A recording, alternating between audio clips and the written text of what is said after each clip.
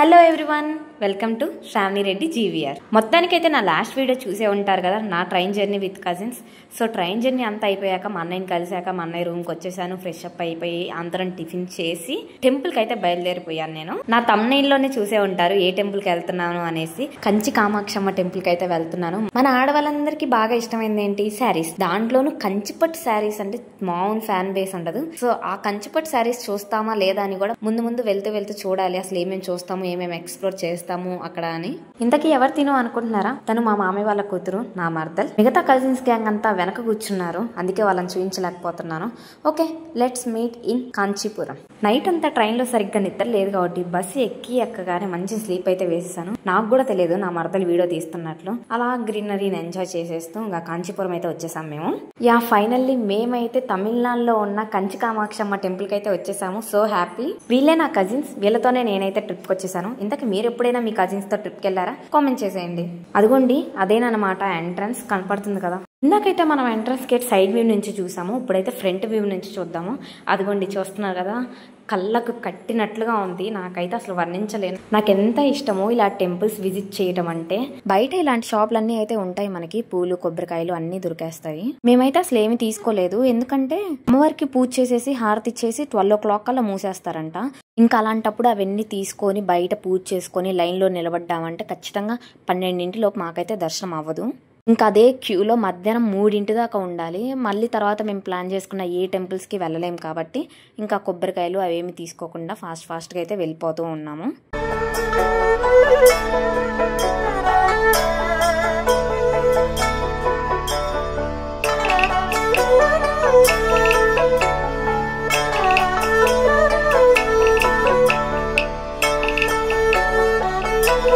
లోపలికి వెంటరావుగానే మనకి గజస్తంభం ఉంటుంది. అందరం అక్కడ దండం పెట్టేసుకొని ఇంకా క్యూలోకి వెళ్ళాము. పాతకాలం టెంపుల్ కదా, చూస్తున్నారు కదా ఎంత బాగుందా. నెమలి బొమ్మలు గానీ. ఫోన్ ఏంటి కింద పెట్టి మరీ వీడియో తీస్తున్నాను అనుకుంటున్నారా? అక్కడ ఏంటంటే వీడియోస్ తీయకూడదు, వీడియోస్ ఆర్ నాట్ అలౌడ్ అన్నారు. అందుకే క్యూలో అయితే తీసుకోవచ్చంట. కానీ మన భయం మనకు ఉంటది, మన స్టేట్ కాదు పక్క స్టేట్కి వెళ్ళాం కాబట్టి కింద పెట్టి మరీ తీసుకుంటున్నాను నేను వీడియోస్. మీకు చూపించాలి కాబట్టి. సో అబ్బా ఎంత మంది ఉన్నారో క్యూలో, మాత్రం అసలు ఎక్స్పెక్ట్ చేయలేదు నేను. కార్తీక మాసంలో పోతే ఎక్కువ మంది ఉంటారు కదా అని చెప్పేసి నేను కార్తీక మాసం అయిపోయాక ఈ కొత్త సంవత్సరం 2025ని మంచిగా స్టార్ట్ చేద్దాంలే అని చెప్పేసి వెళ్ళాను. మొత్తానికైతే దర్శనం అయిపోయింది. దర్శనం చేసుకున్న ప్రతి ఒక్కరికైతే అలా చేతులు అయితే అమ్మవారి కుంకుమ ఇచ్చారు. లోపలైతే టెంపుల్ ఇలా ఉంది, బయట ఉందండి టెంపుల్ మాత్రం. అసలు ఇప్పుడు నా వీడియోస్ లో చూస్తారు కదా, ఎక్స్ప్లోర్ చేస్తుంటే ఎంత బాగుందో, కనుల విందుగా ఉంది అసలు. ఇంకా అమ్మవారి గురించి చెప్పాలంటారా, 2 కళ్ళు సరిపోలేదు. నాకైతే చూసినట్లు కూడా అనిపించలేదు, అసలు మళ్ళీ చూడాలనిపించింది. అంత లోపలంతా చీకటి, లైట్స్ లేవు. అమ్మవారి పక్కనున్న దీపాలతోనే మనకైతే అమ్మవారు కనపడతారు.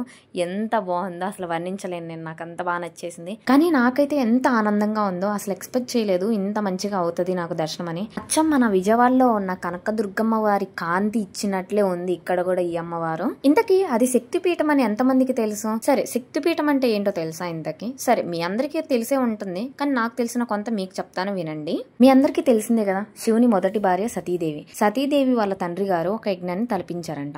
ఆ యజ్ఞానికి అల్లుడు శివుణ్ణి, కూతురిని సతీదేవిని ఇద్దరిని ఆహ్వానించలేదట. నాన్నగారు ఆహ్వానించపోయినా పర్లేదు, పుట్టింటికి ఆహ్వానం ఎందుకు అని చెప్పేసి సతీదేవి గారు ఆ యజ్ఞానికి వెళ్లారట. యజ్ఞానికి వెళ్లిన సతీదేవి గారి ముందు ఘోరంగా శివుని అవమానించారట సతీదేవి గారి తండ్రి. ఇంకా అప్పుడు సతీదేవి గారు ఆ అవమానాన్ని తట్టుకోలేక మంటల్లో తనను తను సమర్పించుకున్నారు. ఇది చూసిన శివుడు బాధని తట్టుకోలేక సతీదేవిని తన చేతుల మీద ఎత్తుకొని 3 లోకాలు తిరుగుతూ ఉన్నాడంట. 3 లోకాలకు తండ్రి అయిన శివుడే బాధలో ఉంటే ఎలా అని చెప్పేసి విష్ణుమూర్తి తన చేతిలో ఉన్న సుదర్శన చక్రంతో సతీదేవి శరీరాన్ని 18 ముక్కలుగా 18 ప్రదేశాల్లో పడేటట్లు చేశారట. ఇప్పుడు ఆ 18 ప్రదేశాలలోనే శక్తి పీఠాలుగా అమ్మవారు అనేది వెలిసింది. ఆ 18 శక్తి పీఠాలలో 2 శక్తి పీఠాలు అయితే మన ఆంధ్రప్రదేశ్ లో ఉన్నాయి. ఒకటి వచ్చేసి విజయవాడలో ఉన్న కనకదుర్గమ్మ దేవి గారు, అండ్ నెక్స్ట్ ఇంకొకటి వచ్చేసి శ్రీశైలంలో ఉన్నారు ఇంకొక అమ్మవారు. సో ఇదండి నాకు తెలిసిన కదా. మొత్తానికి నేనైతే ఇప్పటికి 2 శక్తి పీఠాలని దర్శించుకున్నాను. I'm so happy.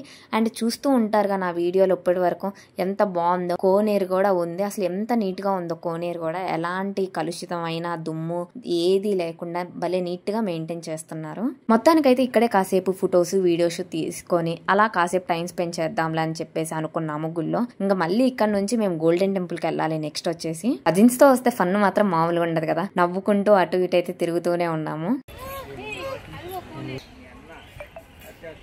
ఇదిగోండి కోనేరు ఎంత బాగుందో కదా చూస్తుంటేనే. లోపలైతే ఎన్ని చేపలు ఉన్నాయో, చిన్న చిన్న భలే ఉన్నాయి. మా కళ్ళకు కనపడుతున్నాయి కానీ ఫోన్ కున్న కెమెరాకి అయితే అవి కనపడవు, నీళ్ళల్లో ఉన్నాయి కాబట్టి. దానికి టెంపుల్ మొత్తం అయితే సూపర్ అంటే సూపర్. అసలు అమ్మవారితో సహా టెంపుల్ మొత్తం నాకైతే ఎంత బాగా నచ్చేసింది. పక్కనే మా అన్నయ్య వాళ్ళని చూడండి ఎంత హాయిగా చెట్టు కింద కూర్చున్నారో. మాకు మీకు సంబంధం లేదు, మీరు ఎంతసేపు ఫోటోలు తీసుకుంటారో ఎంతసేపు వీడియోలు తీసుకుంటారో మాకు సంబంధం లేదు. మేము హాయిగా చెట్టు కింద కూర్చొని నీడని తీసుకుంటాం అన్నట్టుగా ఇద్దరు కూర్చొని ఫోన్ చూసుకుంటూ ఉన్నారు. ఇంకా అలా కొన్ని వీడియోస్ అయితే తీసేసుకొని మేము రిటర్న్ బయలుదేరాము. ఎందుకంటే మళ్ళీ మేము గోల్డెన్ టెంపుల్ కి వెళ్ళాలి. ఎంత త్వరగా వెళ్తే అంత మంచిది మాకు. అలా మళ్ళీ నెక్స్ట్ డెస్టినేషన్ పాయింట్స్ ఈజీగా రీచ్ అవ్వగలుగుతాము. మొత్తానికి అయితే గోల్డెన్ టెంపుల్ కి వచ్చేసాము ఈవినింగ్ 6 కల్లా. గోల్డెన్ టెంపుల్ అయితే అసలు పీక్స్ అసలు అనుకోని కూడా అనుకోలేదు అట్లుంటదని చెప్పేసి. దర్శనం అయితే సూపర్ అయిపోయింది. అసలు ఇక్కడ ఏంటి ఏదో తింటున్నారు అనుకుంటున్నారా? ఇడియప్పం.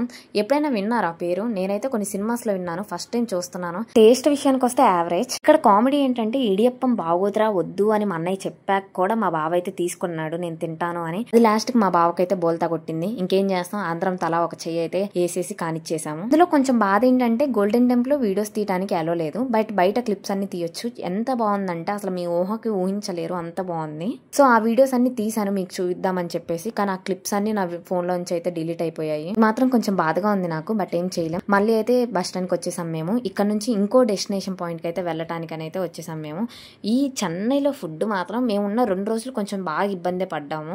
ఎందుకంటే మనకి బాగా ఉప్పు కారాలు అలవాటైపోయి అక్కడ సప్పగా తినాలంటే చాలా కష్టం కదా. బట్ నాకైతే అక్కడ చెన్నైలో ఎంత బాగా నచ్చింది అయితే బొబ్బట్లు. మనకు అసలే ఫేవరెట్ స్వీట్, చాలా అంటే చాలా బాగుంది. కడుపు నిండా బొబ్బట్లు తినేసి ఇంకా ఫైనల్ గా నెక్స్ట్ డెస్టినేషన్ పాయింట్ అసలు సిసలైన దానికైతే వెళ్ళబోతున్నాను. So excited. ఈ వీడియో మీకు నచ్చినట్లయితే లైక్ చేయండి, షేర్ చేయండి, సబ్స్క్రైబ్ చేయండి. నెక్స్ట్ వ్లాగ్ లో కలుద్దాం. బాయ్.